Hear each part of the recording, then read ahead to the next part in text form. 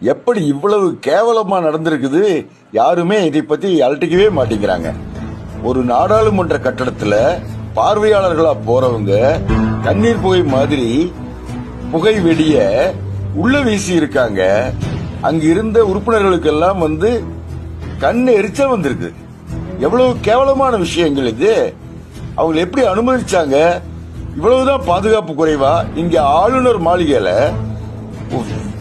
சாலையில ஒரு பெட்ரோல் பாட்டில் கிடந்ததுக்கு பெட்ரோல் குண்டு சொல்லக்கூடிய மாதிரி பாட்டில் விட்டதுக்கே ஆட்சியை கலை சட்டம் ஒழுங்கு கெட்டு போச்சுன்னு ஆடினாங்களே, அவங்க எல்லாம் இப்ப எங்க போய் மூஞ்சி தூக்கி வச்சுக்குவாங்க? இப்ப என்ன சொல்ல போறாங்க?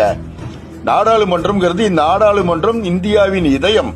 அந்த இதயத்துக்குள்ள பூந்து குண்டு வீசுற அளவுக்கு பாதுகாப்பு குறைபாடுன்னா யோசிக்க